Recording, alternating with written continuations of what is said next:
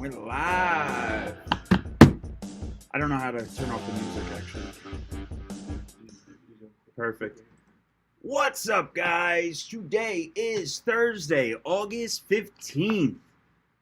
Tonight in our office, we have our open office mastermind in our office, right in Farmers Branch, Dallas. Everybody's invited. Come on out. We already have a packed attendance list. I'm excited. I can't wait. Big shout out to all of our sponsors: BK Real Estate, Mutual Title, Easy Street, Jag, Capricorn, McCall Property Management. All of them fabulous sponsors, and I can't say enough about it. They're going to be out here tonight answering anybody's questions. My sponsors are they're all vetted. I'm not doing 5 hard money lenders, anything like that. I'm doing 1 per role. This way, every investor comes there and they're getting actual value. All right. I'm still looking for a contractor, somebody, a GC that I can rep out. And I'm also looking for an HVAC. So if anybody knows an HVAC specialist that wants to be sponsored, let us know. Drop them in the comments. Today, I got Donovan with me. We're going to be doing Dispositions Thursday, as always. We had some questions come up in the Discord chat. If you're not in Discord, guys, you're missing out. Click on the link in the comments right below in the description. Join the free Discord. We're constantly putting out value. I'm doing too much shit at once. Sorry, guys. Donovan, what are we talking about today? Today we are talking about everything on that paper. So going over dispositions. Yeah. We're going to talk a little bit about finding your specific buyer. We're going to talk about using CRMs. We're going to talk about how to track everything with your buyer and keep up with them. Yeah, and then any questions that anyone has about dispositions, we'll try to go over everything. As always, if anybody has any comments, anybody has a thing that we said, and sparks something, drop it in the comments. Let us know. We'll get sidetracked as well. This is always live for that reason. We always enjoy conversations. That's where the real golden nuggets are found. So as soon as Tommy is done messing with my ADD and moving around cameras, we're going to be off to the races here, guys. What was the question that came up? It was, how do you understand your buyers? How do you vet them? How do you build your pool? So that's kind of where I wanted to start off with, right? How do you go about building your buyers list? Understanding who is on that buyer's list, right? Because not every buyer's list is the same. A cash buyer is not the same as a retail end buyer. That's going to have to put down 3 or 20%, right? Yeah. Same thing as with owner finance deals, right? That avatar is totally different. So let's go about the beginning of building lists. So I think there's 2 different ways to do it. If you're starting out, you don't really have deals, you're trying to build your buyers list first. The easiest and cheapest way to do it is Facebook. I think that's also the best way to do it is going on Facebook. Join as many Facebook groups as you can possible. I'm in probably like 50 different Facebook groups. And if you just literally scroll on those Facebook groups, you will see buyers just dropping their emails, phone numbers. You'll see people inquiring on deals. Those are people that you can PM and get their information on. So that's the best, simplest, and easiest way. And I mean, I literally had a VA. Her entire job was to go on Facebook. I had her go on Facebook groups and just take emails. And like her goal was like 100, at least 100 a day.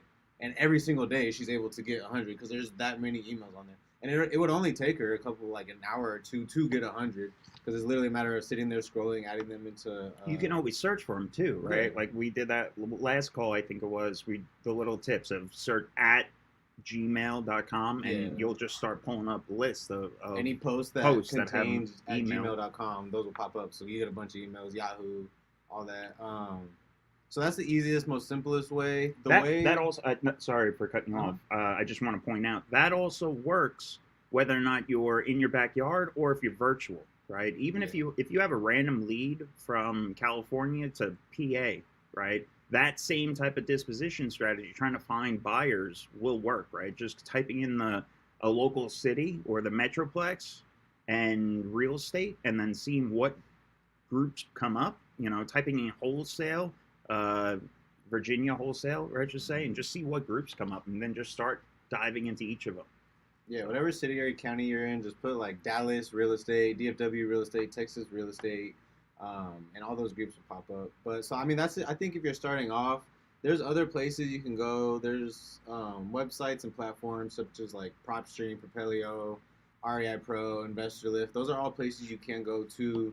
I think get lists of buyers, but then you have to take it even farther as skip tracing them because they're really only going to give you a list of, it's typically LLCs. So you still need to know how to skip trace that LLC, find the owner, get that number.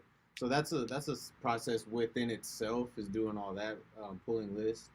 The way that we do it, being a company that's consistently doing deals, I don't actively look for buyers unless I'm trying to sell a deal. So building my buyers list is a matter of just trying to sell the deals that are on my plate, because let's say I have 10 deals right now, I push all those out, and for those 10 deals I get 10 people interested. That's 1,000 buyers that I'm adding into our CRM that's interested in this deal, but they have now been added to our buyers list because I'm already talking to them, trying to market this deal out. So luckily, once you get the ball rolling, you have deals coming in, it gets easier to build your buyers list because it's literally just anyone that you talk to while you try to disposition your deal. So that's the thing that I like about it. It makes it easier.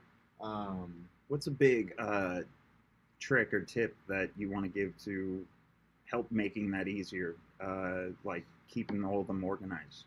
How do you when you're collecting everybody, every time you're going to networking events, you're getting every business card, everybody's a buyer, and you throw them in the CRM, whatever you are using. Yeah. Later on, we're going to go into different CRMs, but yeah, so you need a CRM. I don't care if your CRM is your fucking, like, at the very beginning, it could at least be like Apple Notes. Mm-hmm. But you need to be as OCD and organized with your, no, fuck that. Do Excel. Because you need to be so organized with everything, and that it's easy. You want to make it easier for your future self to find these buyers. So I want to be able to have some type of CRM or platform or website that I can go to, add this information in, and be able to filter. So if I have a deal in Dallas, I want to be able to go to this and just say Dallas, and all the ones that I geotagged with Dallas should pop up. So that could be a lot of different ways. You can even, if you're really, really starting out, use your address book, your contacts. So what I do is whenever I'm at these networking events and I get that business card or I get a phone number or something, I immediately add them in my phone, and then in the notes I put, let's say they buy houses in Dallas and Tarrant County. In my notes I put cash buyer for houses in Dallas and Tarrant County. So now anytime, all I have to do is I got to go to my Apple contacts and I search just Dallas, and anyone with that Dallas word in their contact will pop up. So all those buyers pop up. So like it's really easy. It's just a matter of being organized and helping your future self out whenever it's time to go back and look up these buyers. Tag everything, right? Like if there's some form of something that sticks out about that deal and or contact, right? Whether or not you're talking about a deal or a lead or whatever you're talking about, make sure you're going about and tagging everything, right? Cash buyer, what type of houses they buy, refinance buyer, retail buyer, hard money lender. Just so like he said, makes your life easier. When you're going through your phone, you're easily pulling them up. You can just pull down and search, and they'll all come up, right? Anything to make your life easier, filtering them out goes a long way. Right? He said geotags earlier. That's another perfect way to go about tagging them, right? Where they all located. You got to make sure you're having some form of filing system just to make your life easier. Yeah. Another thing that I do, I don't even remember who said it or taught it, but whenever I'm at these networking events, I add somebody, I go to like look them up the next day. I don't remember who the fuck I spoke to. It's so hard to find it. Or I hit them up, they don't remember who I am.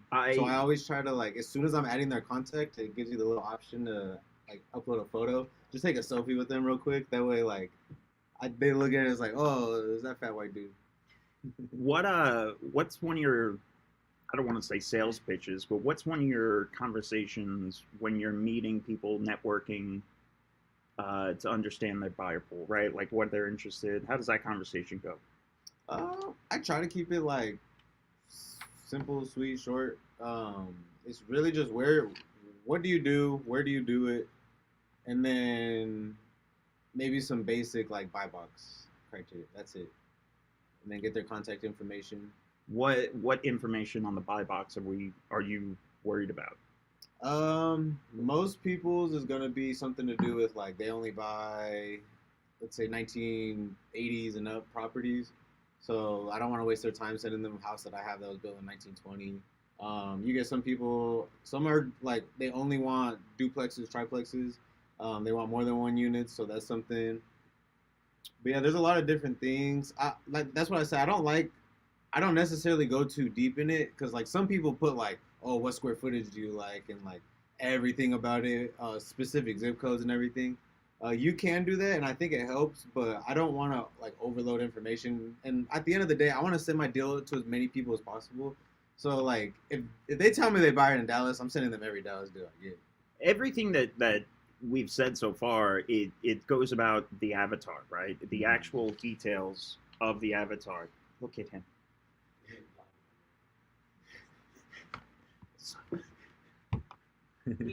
Anyway, it goes into the avatar that we're talking about, okay? So it's not so much about what they buy, it's how they buy, right? Are they going to be putting a lot of cash down? What type of rehabs are they going into? Are they going to be looking for this type of deal? What type of deal are they looking for? All of those things is what he's looking for and trying to peel back the onion on in those conversations. And then he's filtering them and listing them. D, hey D, how's it going? D's dropping in the comments, what's the best way to find buyers? Is it through cold calling, or did you need something like Investor Lift, the actual Facebook. specific tool? I don't know if you were here when I said it. But Facebook. No, she wasn't. So Facebook is what he loves. He loves the best. It's honestly, it's the best resource, even if you're doing virtual. If you're doing something out of state, right? California to PA, you can, from your kitchen, you can go and find tens of thousands of investors, all of their data too, their email. Well, sometimes they'll put business cards on there. You can find references. You can find if they've done other deals. You can kind of like pre-vet them too that way, right? So if you go into a Facebook group, let's just say like Dallas, because that's where we are, and you see a bunch of people posting, Nick Sicilian, he's a big asshole, yada, yada, yada, he's a scum lord, yada, yada, yada. Guess what? It doesn't go hard, and like it doesn't take much for that to get known and that type of branding to get out there. So when people are looking for buyers, that's kind of what they're going to come across. And it's always nice to like be able to go through someone's Facebook. You can tell who the real investors are. They're posting their deals and stuff. But yeah, Facebook's the best way to do it. I think pulling lists, you can get a lot of buyers. You're not going to get as many quality buyer leads, I guess you can call them, as you are whenever you go Facebook, because these are real people that are, you can see when the last time they were commenting was. You're getting their emails, so they're obviously actively buying. You are fucking me up too. I fixed the audio. Okay. I didn't realize what's bugging Tommy this entire time. I had the wrong mics on. So guys, if the audio sounds better, thank you very much. We're gonna restart it now. Guys, thanks for tuning in. No, I had the wrong mics on. This is what happens when Tommy isn't here early. Let's see. How do you vet your buyers? Make sure it's not a scam or daisy chain. That's another great follow-up question, D. Nice. How do you vet your buyers to make sure it's not a scam or daisy chain? You call, for one, because you can always hear someone's bullshit over, whenever Their they're tones. Call, don't text, and just fucking question them like you're a police officer. Who are you? What do you do? How many deals do you? Ask them straight up. Are you a wholesaler trying to daisy? Like, do you have a buyer for this? Are you trying to JV, or are you the buyer yourself? Like that question alone helps a lot. But just asking them all the questions, and I think like, especially someone that's been doing this for a while, you know the lingo, and you could tell there's like certain words that I feel like only newbies say. I can't even think of one, but like they're like the bigger pockets, like vocabulary words.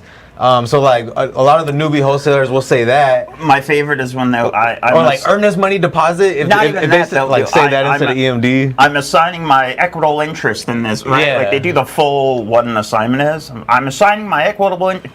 Yeah. Oh, you're a wholesaler. Shut up. Yeah, but just literally ask the hard questions like, who are you? Are you the end buyer? Are you just trying to daisy chain JV? And I mean, let them know like I'm okay with that. I just need you to be upfront with me because you need to ask for permission on every single one of my deals to JV. I don't like the people that just like as soon as you have it start pushing deals out. We don't require HUDs for the most part. I will say that, Javier. What's up, man? Haven't seen you in a minute. Like Hope to proof see of you. funds? Yeah, so we that is two different things, all right? So we can decide this. Oh, like HUDs? Like, are you buying Yeah, deals? Like, send me some HUDs? So D was asking, how do you vet buyers? And Javier is asking, do you ask for HUDs? Is that part of like, receipts? Yes. You'll see that on their Facebook, by the way. That's part of like deep diving. Taking a second just to click on their post and go through, you'll start seeing stuff. The average investor, right, is going to post some form of photo on their social media of their work, all right? Whether or not it is them in a Lambo or if it's them outside of a build or them at a closing, right? Like that's part of vetting, and it's kind of an easy thing because they out themselves, which is nice, right? You can always tell who a real buyer is and who's not. To an extent, I will say, I genuinely think some of the biggest people in real estate aren't even on social media, or they might have like something that they made just to do business with. So most of the biggest people I know that are in real estate use fake Facebook accounts, right? They're all ghosts. Or they do it through someone else, their assistant or some shit. But yeah, I think it's a good way to what do you say? Max? Dispo is so easy. Maximilian throwing shots out there. It's not even Dispo's so important. Why do you easy. need It's not buyers even anyways? It's not even important. Why do you need buyers anyway? That's true. That is all satire. I know it is. I think it's true. Well, how do you manage buyers in a changing market? We can also get into that later on. Not that it's a changing market right now. It is, but I think the better. How do you set expectations? The better your buyers get list, the easier your acquisition is. So if you don't really have your dispo set up, or you don't have those buyers, and you're just focused on locking up deals, and then you have it and you don't know what to do next, I think it would help even before locking up some deals. Like if you like Mason all the time, if he doesn't know what the fuck to offer, he comes over to me, hey, what can you dispo this at, and then we kind of like backtrack it from there. That's not a good business model. Don't set everything up that way. But it helps in those situations, especially if you have those pocket buyers, because I have some guys that are so good that I'll send them a deal before we even get it locked up. I trust them. I'm like, bro, what would you pay for this? Honestly, they'll give me a number. Boom, our offer is 10K less than that. And we wouldn't have locked that deal up unless we had the dispo side figured out. So I think that's why it helps. It makes the acquisitions life a lot easier, especially on those harder deals. It helps just being that guy and knowing that guy. Like that's really it. That's all dispo is like just knowing that guy that buys that deal. It also reinforces. It makes the entire business process so much easier. Then you just have to focus on leads if you have that part set up, because your deals are selling themselves before you even lock them up. It also makes your acquisition so much more confident, right? You're able to go in there and present an offer that you know is sound and safe, and not sound safe sanitary, but sound and safe, where you're able to keep whole on your promises. Yeah. Excuse me, sorry. Killing myself today. Max, you're killing me today. You're trying to trigger me. Max is just trying to get me to trigger and just start yelling and screaming like Dave Ramsey. So what type of, are all of your buyers, no matter the deal, are you going to the same place and doing the same thing, or how does that differentiate between the type of deal? What do you mean? So we always say that buyers have their different avatars, right? So every buyer's, we're not going to compare buyer A to buyer B, right? They might have two different cash downs, everything. So how do you go about, are they all the same search process, or are some buyers you can go different routes? Or so for one, if I have your email, you're on our email list, everyone's getting those. So we're not really filtering through emails, I think. Phone calls, text, we will, and it's really just a matter, I only filter down to county and then what they buy. So if I have a single family, an SFR in Dallas, I'd put those two, and anyone that hits up, we're shooting them a call and a text. A lot of them don't answer. A lot of them are busy. That's fine. Shooting them a text is good. And then if you have their email, shooting them that email as well. I like to text them the deal, or email them the deal, and then text them that I just emailed them the deal, and then hopefully they get it, follow up with them the next day. If you don't get a response, they're probably not interested in it, and then you just go on to the next one. Well, it also comes down to the confirmation, right? Like, hey, I just sent you my deal. Did you get it, right? Like, oh, let me know if you have any questions. Just being that responsive, it goes back to being good at sales. Yeah. Right? A lot of times people think that deals are going to sell themselves, right? That's how they're going to make. No, if you want to make big money, folks, you're going to have to put in the work on the acquisitions and the disposition side. Dispositions starts with step one of vetting the property, vetting the deal, understanding what the whole underwriting process is. We're going to go over underwriting tonight. If you have any questions, come on out. But it's starting at step one. And it's the same thing as working phones. On the acquisition side, you're going to do it on the disposition side. You're just targeting a different avatar. What are some tools of your trade? So things that you cannot live without. Personally, for me, and I think it should be for everyone, is some system to keep you organized. So that could be your CRM. That could be for me, as far as tasks go, I use Monday.com. I think that's definitely something I couldn't live without. I think, like, at least this is for me. I'm not saying everyone's like this, but I get distracted so easily. I do so many things throughout the day. If I don't have it like down, as a matter of fact, I put all my tasks on Monday.com and then I write them down on a notepad, because like if I'm not fucking literally going step by step, crossing things off, like I feel like I get nothing done. And I do I do a little bit of so many things that I don't feel like I had a productive day. But whenever I have like 5 tasks and like I knock off 4 of the 5 and I'm like, oh shit, like I actually had a good day of like doing that. So that right there is such a huge, like, if you're not doing that and you're just starting out, start doing it. Every day you wake up on a new piece of paper somewhere, on a fresh sheet, even if it's on a new calendar or whatever, start listing out your important things to do from A to B, right? Fuck, A to B, 1 through 5. I don't know what the hell I'm saying. Got 2 things to do. But you have to start at itemizing things, and it doesn't matter how big or small. Even if it's call Tim, right? You know, text mom, add them to it, right? Just get in the habit of doing it. Getting things out of your head is such a huge productive step to start making, and it'll make your life so much easier. Then you're actually going to get into systems and processes and know, like, all right, well, I don't have to write this one down every day. It's a repeatable thing. Well, I'm writing this one down. Is there a way to make this one easier? So, like, I always start doing that too, right? If anything carries over from the day before, that's another big thing, right? Anything I didn't finish, that's the first thing that's starting the next day. It's going right to the top.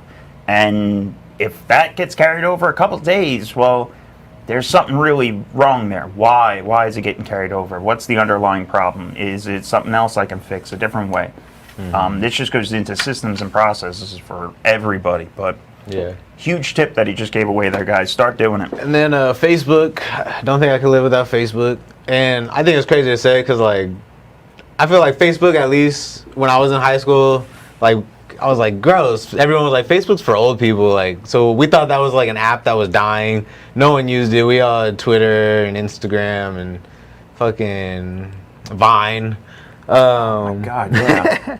But I didn't start. The only thing I use Facebook for, I will say, and I think this is what got me into my disposition journey, is I only use Facebook for Facebook Marketplace. I would buy and sell things on there all the time. I was about to say, didn't you start with like bikes? So I started with freaking speaker systems like subwoofers and radios and stuff, and until one day my mom was like, get these all out of my garage, I'm sick and tired of these. Like, Mom, I can't sell these ones, no one's buying them. So yeah, I was just flipping like shoes, anything on Facebook Marketplace, flipping it as much as I could.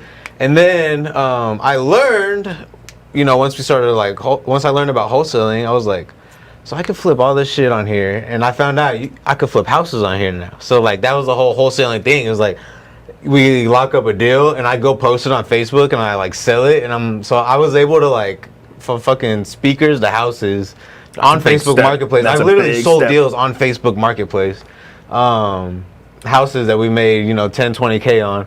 And so Facebook, I think, is awesome. That's how I built my buyers list. That's how I've made my personal brand and name. Everyone that knows me, I think, is because I am in so many Facebook groups and I post so many deals and interact with people. I comment under other people's deals. That's huge. I message every single person that comments underneath mine. You know, try to talk to them, try to add them to the buyers list, send them the deal. And most of the time they're wholesalers, and that's okay. Like, I still get their information.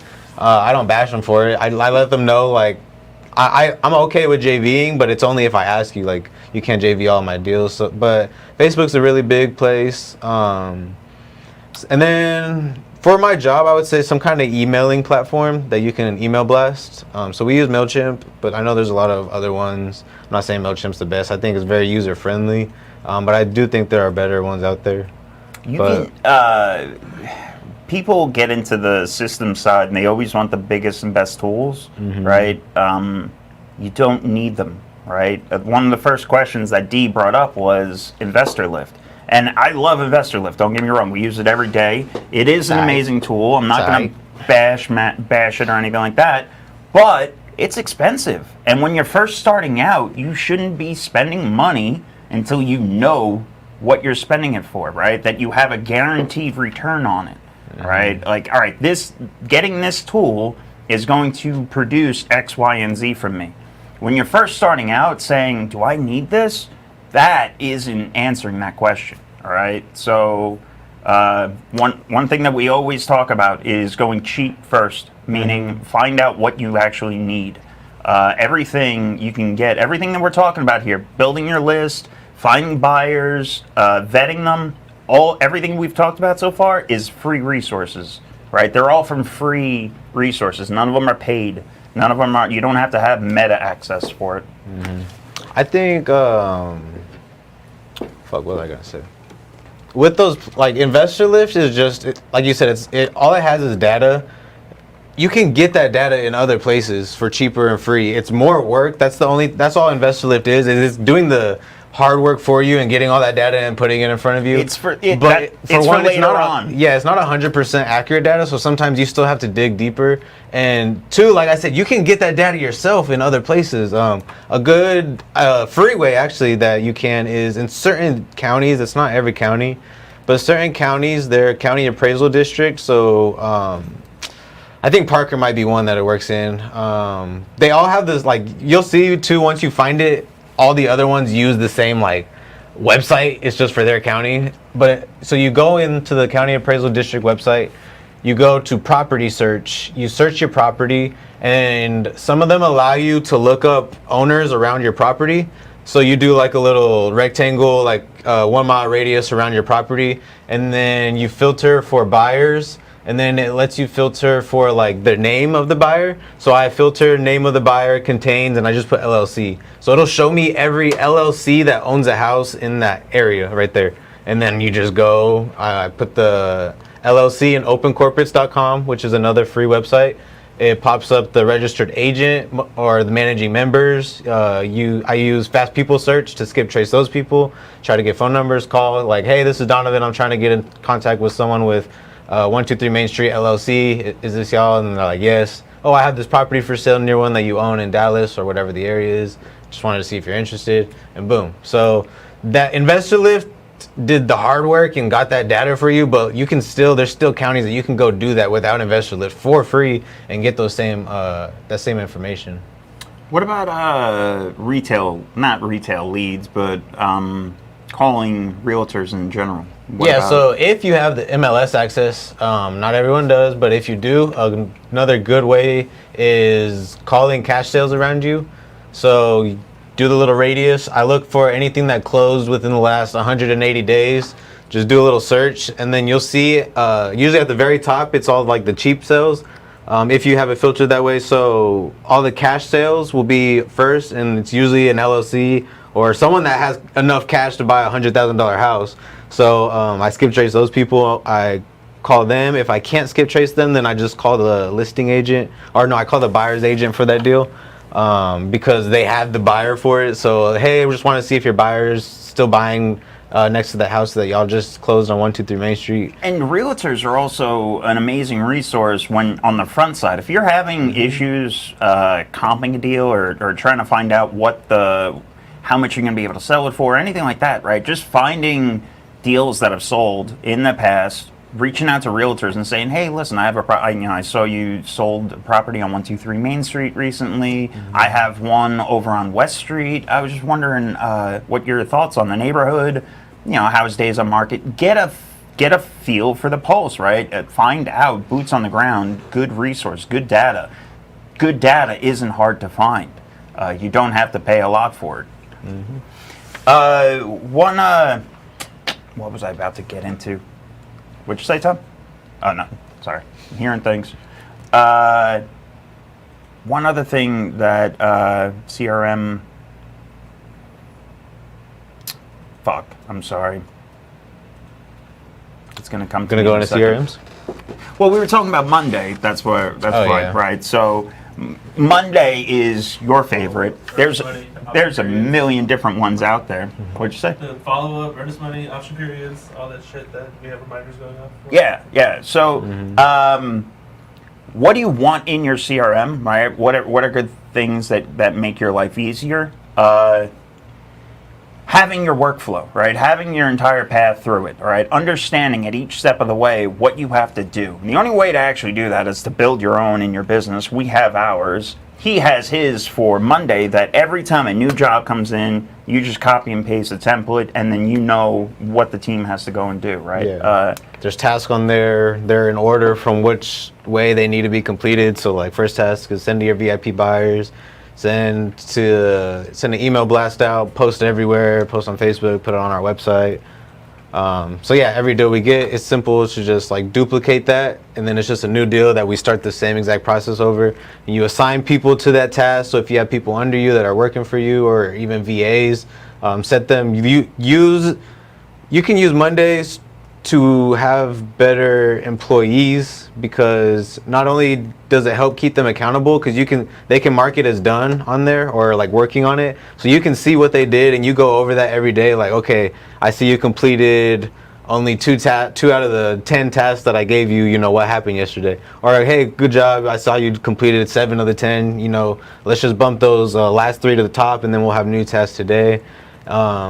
That it's also an accountability thing to you for yourself, and you're first starting out, you're going to have to hold yourself accountable. He's talking about keeping the team and the tasks that he has underneath him accountable, but when you're first starting out and you realize, oh shit, half my tasks from yesterday didn't get done, why? Yeah, was I scrolling on Instagram all day, like, oh dang, I stopped cold calling and, took a shit and went and made food and walked the dog, and I realized, like, it was like 3 hours later and I didn't get anything done. Man, go into your phone. When you're first starting out, go into your phone, go into settings, and put in screen time limitations. Do 45 minutes, a half hour, an hour, whatever. On different apps, you can do like social media and do like an hour.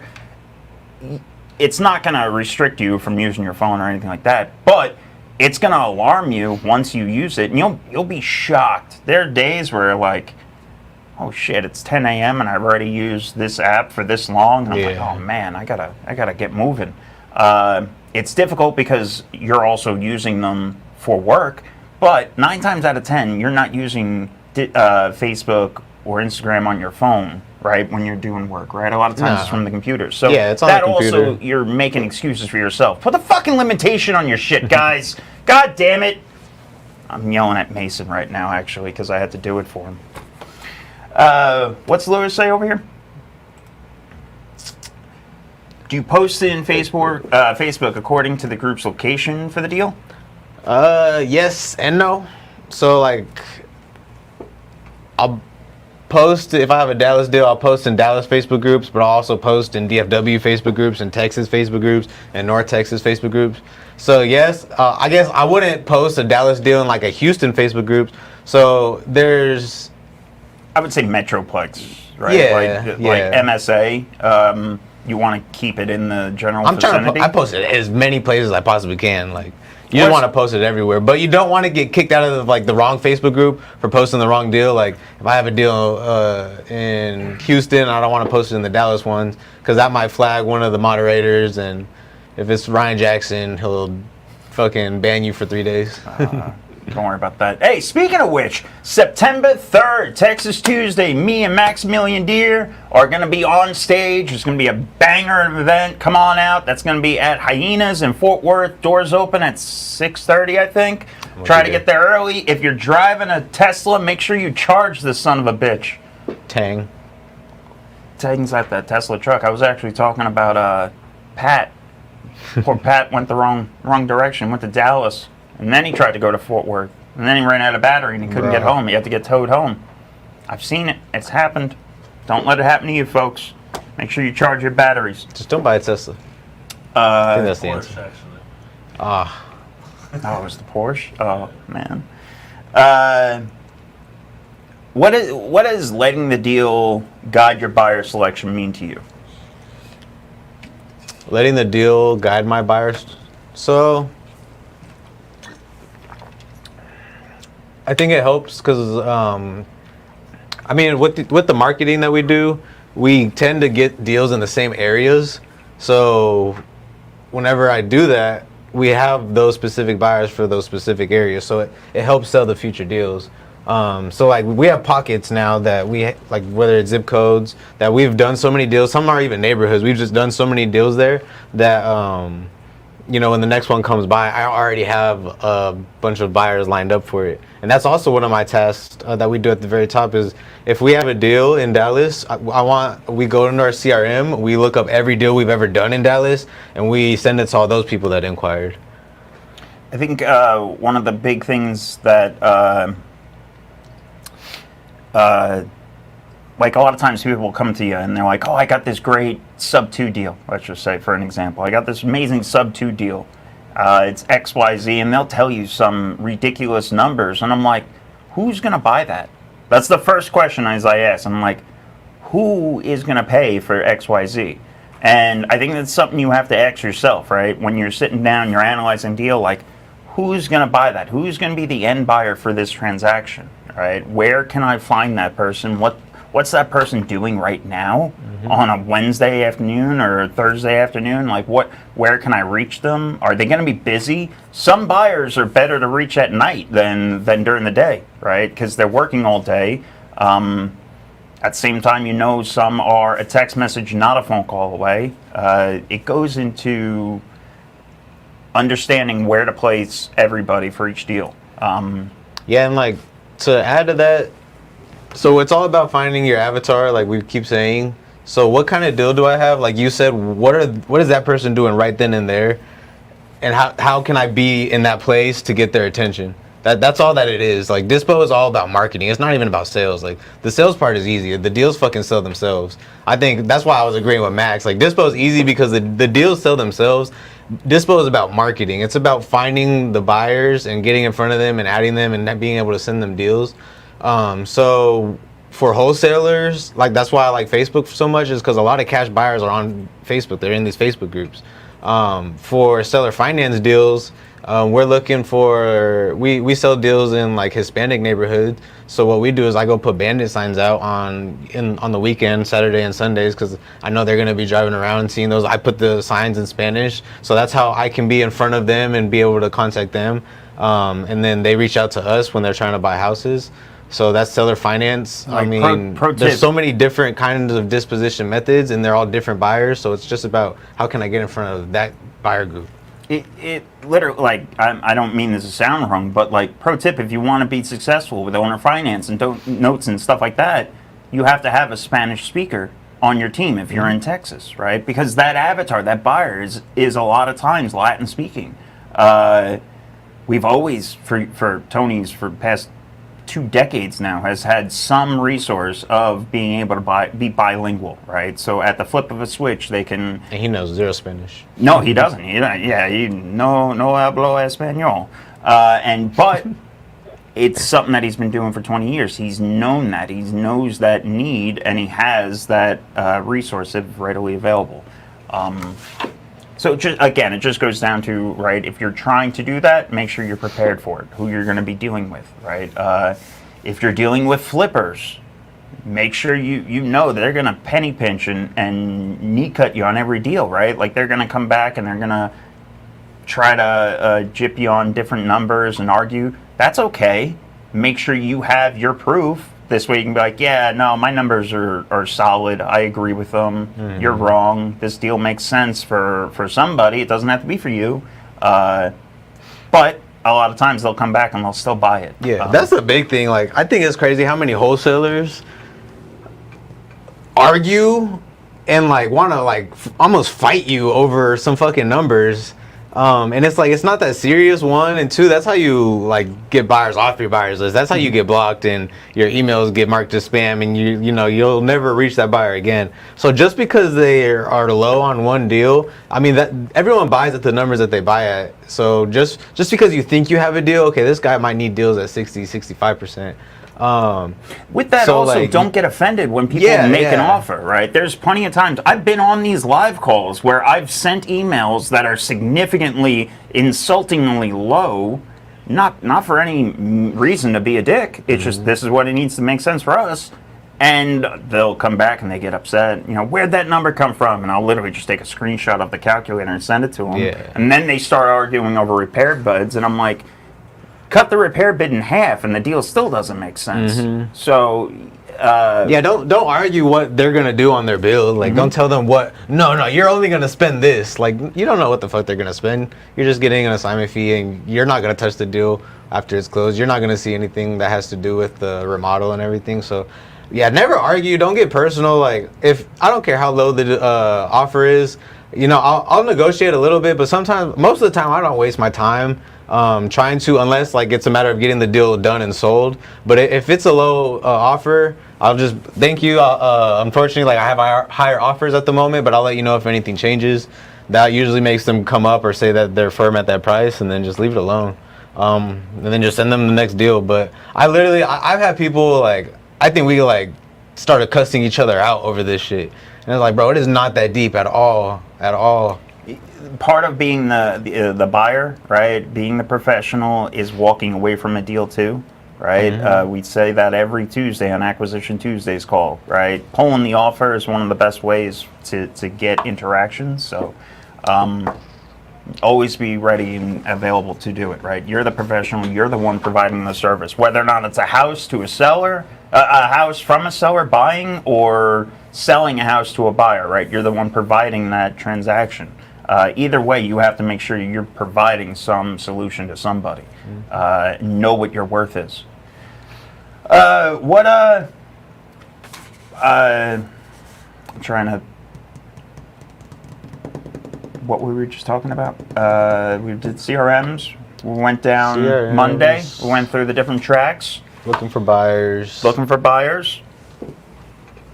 So I think something that's important, not only being organized with your buyers list, but being organized with your buyer feedback on deals. So if you are marketing a deal, obviously you're marketing it, getting everyone's information. As soon as someone inquires on that deal, like, hey, can you send me the information? Or as soon as you have a conversation with someone about it, text it over to someone, they respond to your email, you instantly need to have a place to put their name, put their contact information, or where you can reach them. Like, sometimes I'll just put like Donovan's Facebook, so I know, okay, they're in my Facebook Messenger, email number, whatever, and then just whatever the conversation was about. Like, I did a flip up the street, said he's interested, is gonna give me a call back tomorrow.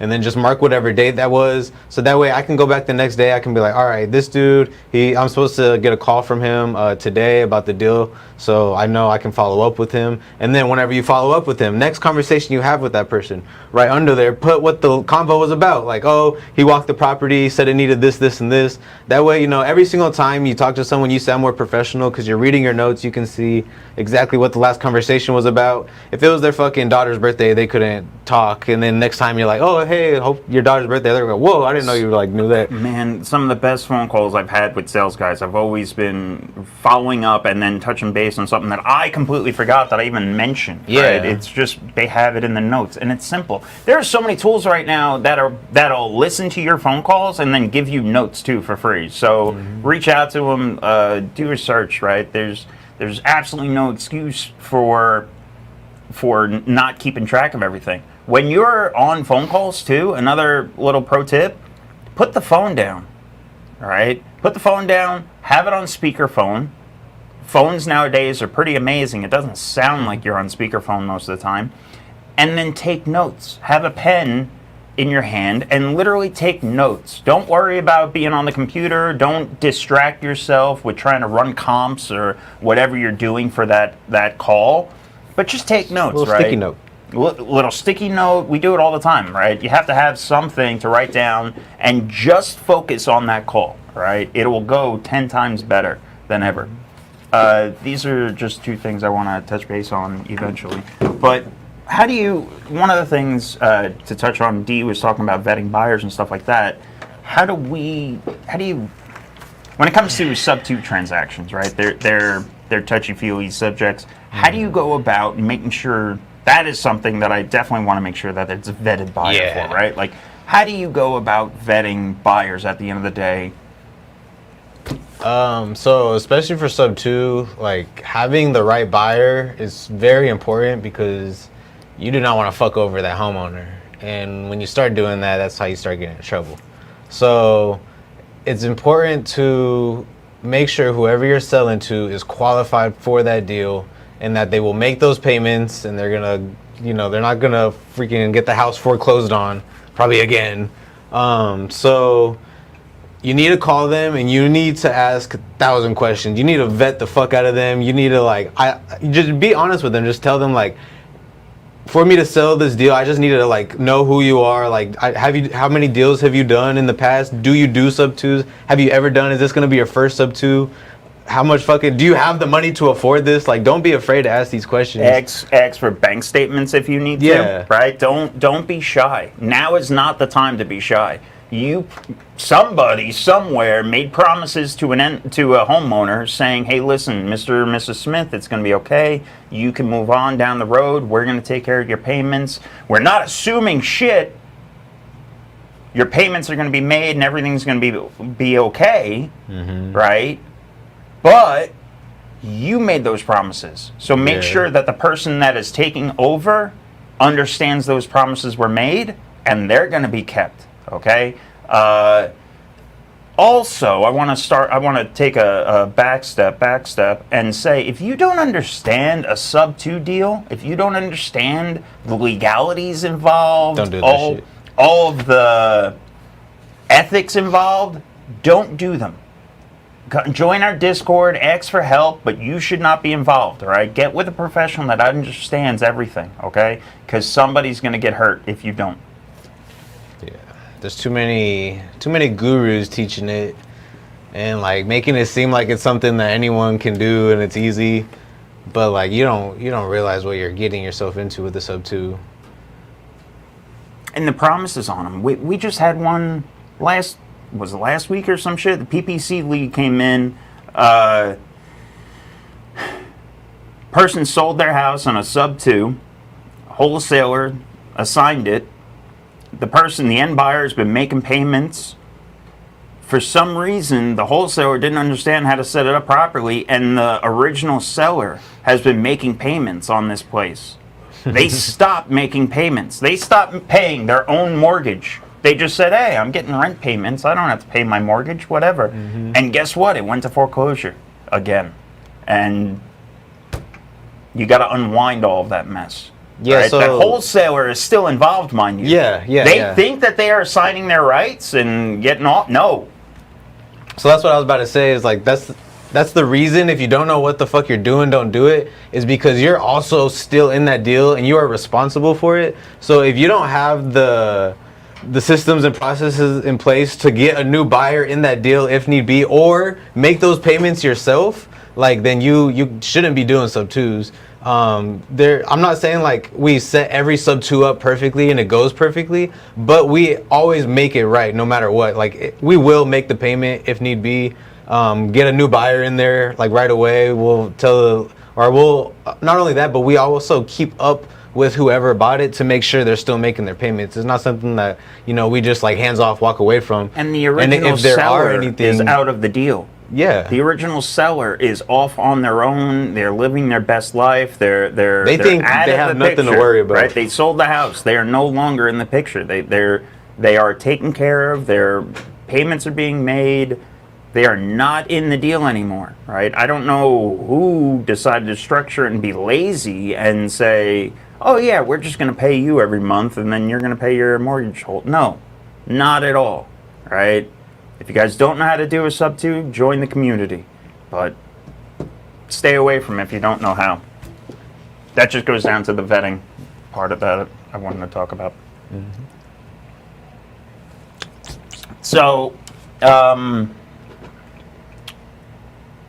we were talking about not arguing, but, you know, discussing negotiations with wholesalers and trying to get your numbers. How often does actual haggling come into the play, right? Or part of negotiations, haggling, like all of that. How does that actually play out in the average deal? It comes down to the deal. Easier deals. Some deals are easy as hell to sell. You freaking send a text message, they send a text back that they want it, it's done. Others, you have so many people inquiring and so many offers that, you know, you choose to talk to the highest and best, and then you only have to deal with them. And then you have maybe one that you have just one buyer. I think I have one right now. I have one buyer that wants this, and like I'm having to put up with so much shit with this one buyer who's asking like so many fucking questions and trying to do so many extra things and extra steps. And I'm like, fuck, bro, you're my only buyer. Like, I have no choice but to sit here and help you do what you want to do and get what you want and argue with acquisitions that I need fucking utilities turned on for this buyer to do their thing. And I'm like, bro, if y'all want to get this deal done. So it definitely comes down to the deal and the buyer and the situation. How do you handle? That's a good question that I know a lot of wholesalers in the beginning struggle with. How do you handle setting expectations with the, like, getting appointments, getting people scheduled, get in there, getting access? Like, how do you guys handle that? Yeah, so on the acquisition side, so you tell the homeowner or tenant, whoever's in the property, hey, we're just trying to send some contractors over to get a bid on the work needed, or maybe, hey, the bank's sending some people out to get an appraisal on the house. They're just going to look at the property. It's going to be really quick. So we do that. We tell them, by the way, this is to the seller or the tenant. Do not talk to these contractors. Do not tell them like anything about the house, what's wrong with the house, because if their contracting bid goes up, then my price goes up. So if you want the price that like we're under contract for on your house, like just keep your mouth shut. Don't talk to them. Just let them go in, go out, do their thing, and then they'll quote me on like the price that like we need them to. So you tell them not to talk to them, and then on the disposition side, I tell my buyers, hey, guess what? You are not a buyer. Do not talk to the tenant or the seller. You are now a contractor. You are just going to this property to get a bid. Fucking bring a hard hat and a fucking tape measure and a ruler or something. Wear just a lanyard. Yeah, and some do. Some guys get the message.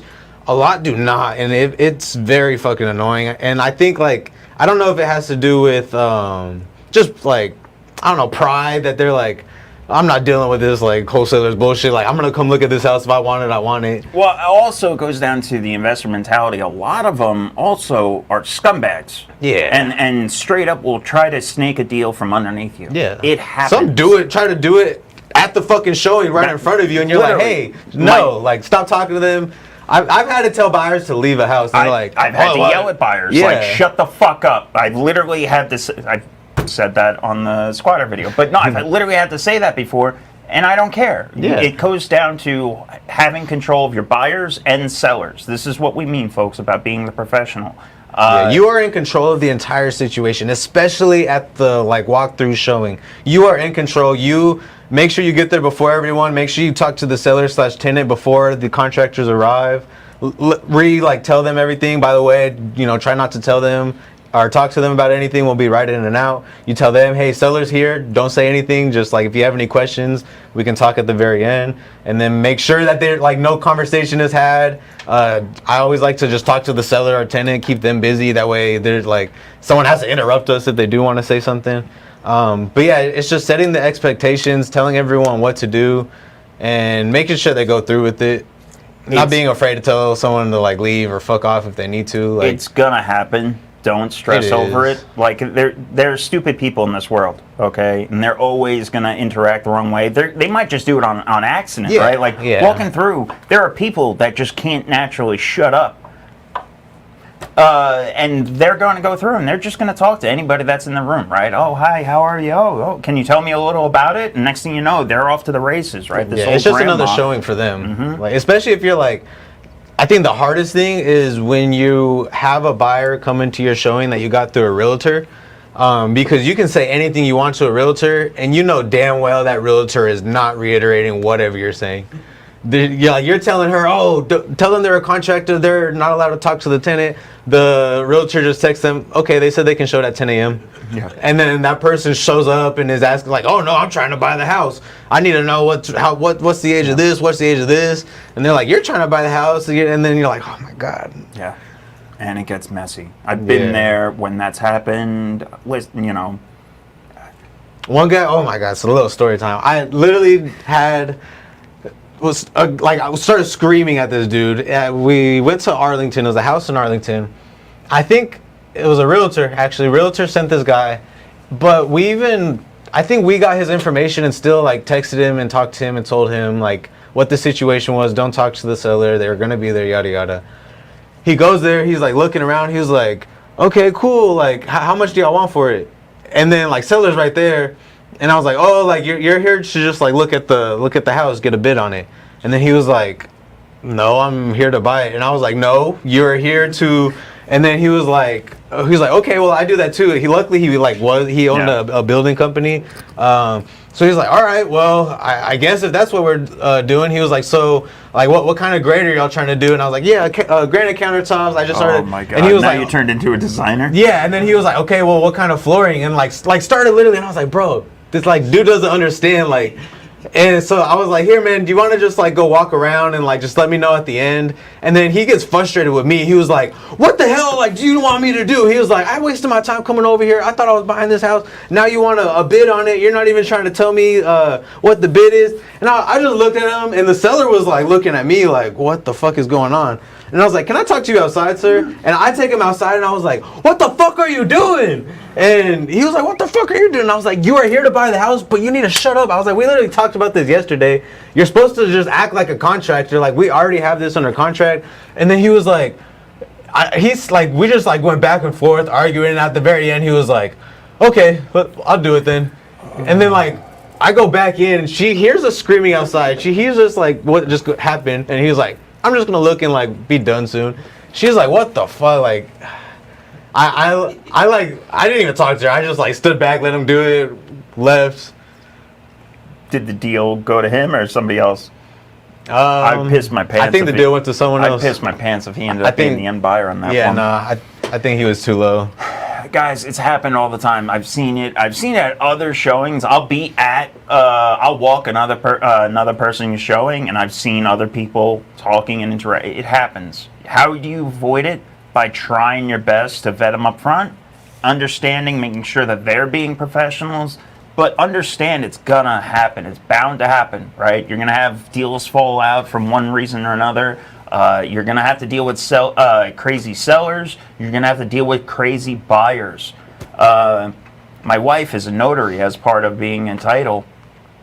One of my deals, one of the deals she went and she was a notary on, I've only dealt with the buyer. I've only dealt with the husband throughout the entire time. I knew he was married. No big deal. She goes over there to sign documents on a Saturday morning. They walk her in, drink coffee, everything's nice and fine.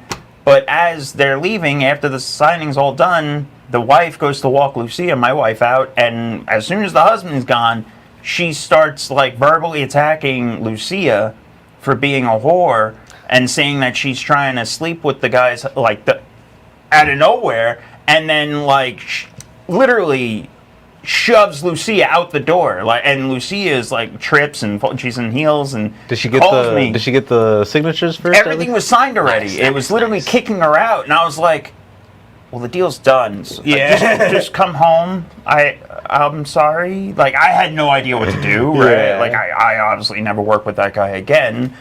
Come to find out that his wife was crazy. Apparently. It's the second wife, but you're always going to run into some crazy shit, guys. It's bound to happen. Welcome to real estate. What other? Did we leave any tools or anything off?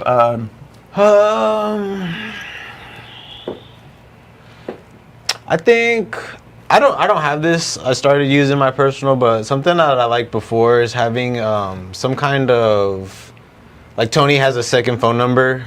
We use Google Voice. That's a good way to get some phone numbers. I used to use DialPad, which was really good, and it allows you to have a different phone number. That way, you kind of keep more organized with the work. All the text messages on that phone number are real estate related.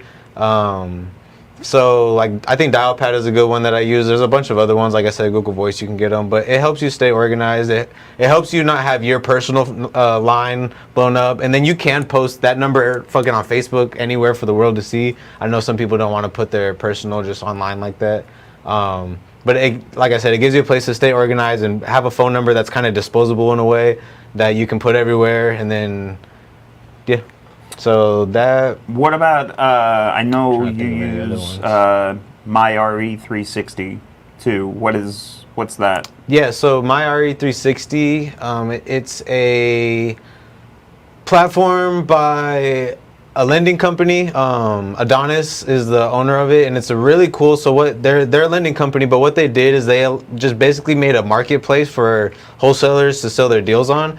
And the buyers to that lender obviously are all in there. They see it. So if any of those guys want to buy the deal, they just log in, they see it, and then boom, most of the guys are pre-qualified with the lender already. So the entire deal is set up. So it just helps you get your deal out there even more and easier.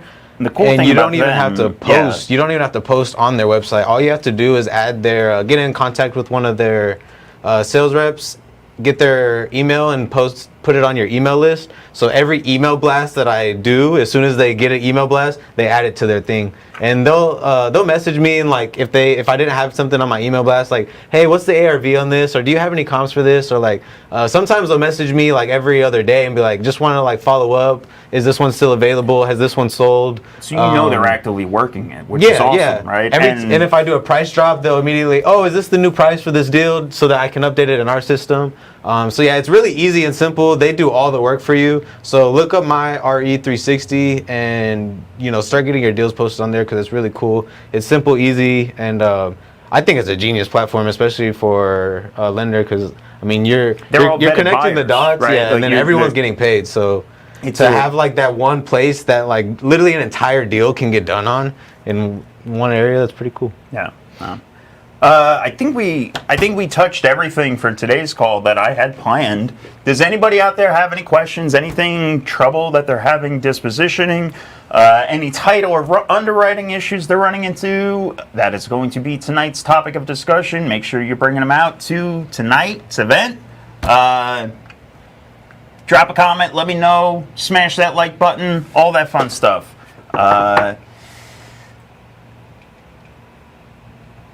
Do you have the Texas Tuesday flyer pulled up by any chance? Kinda sorta. Kinda sorta, he says. We have a way. So whenever I try to, let me just pull it up first.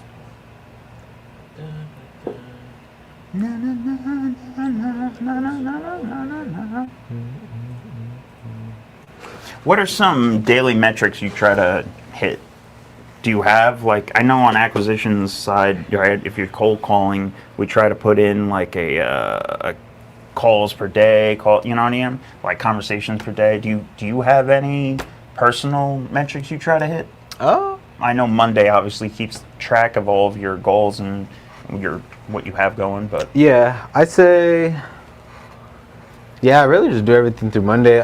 If I am cold calling, like for an example, if I'm cold calling on the MLS or I'm cold calling on Investor Lift, 50 is my number to try to like hit in a day for those cold calls. So I'll try to pull up like maybe 60 results, and I'll at least try to get 50. If I don't get 50, that's when I start to broaden my search. So maybe I'll go out a little bit more with the radius, or maybe I'll go a couple days back, days on market, just to get those more deals in. But I always try to get at least 50. And I think that also helps know what deals or what areas we can sell the deal in, because like that's my disposition method. So if acquisition brings me a deal and is like, hey, are there any buyers out there, or like they usually say, hey, can you sell this? So they're okay, can I sell this? How many buyers are out there? So I go on Investor Lift or something, I look up like that radius, and if 2 buyers pop up in like a 2-mile radius, then I'm like, there's no buyers out here. And you can do the same thing on Zillow. You can do the same thing on DealMachine, on PropStream, on MLS if you have MLS, or you can just go to Realtor, right? Go and see what's sold in the past 90 days, 100 days. If it's out in the boonies and nothing is getting moved, nothing's listed, everything's got high days on market, guess what? You're gonna have to buy it real goddamn deep, real cheap. So You have to buy it so cheap that someone that doesn't buy in that area is probably gonna want it, or you just come across that right person. But yeah, I mean that, like I always tell them, that's how I dispo. If there's only 2 people for me to call, like that's the dispo on it. Like, so if those 2 people I can't get a hold of them or they're not interested, then the deal just like goes through. So yeah, you got to get those deals low. Guys, September 3rd, Texas Tuesday, me and Maximilian Deer, come on out. It's going to be at Hyenas Comedy Club in Fort Worth. Doors open. Is there a time on there? It's 7 p.m. 7 p.m. There 7 it is, p.m. up in the corner. 7 p.m. Come on out. Try to leave a little early because it's Fort Worth, and Fort Worth sucks with traffic. I'm going to get there at 6:30. Can't wait to see everybody. Tonight in our office, doors open at 5:30. I already got people showing up. It doesn't matter. Come on out. Open office mastermind. We're going to be talking about underwriting. We're going to be talking about everything going on in real estate. It's a pure roundtable event. You're going to be networking for an hour. Then we're going to actually ring the bell. We're going to sit down. And there's pizza, there's drinks, there's soft serve, there's coffee. So come on out every third Thursday. That's going to be tonight in our office. Huge shout out to all of our sponsors. They're going to be in attendance tonight, giving out some gold nuggets. Can't wait to see everybody. If anybody needs anything, drop a comment. Always, we're here to help. Join the Discord. It's a great community. Keep crushing it. Peace.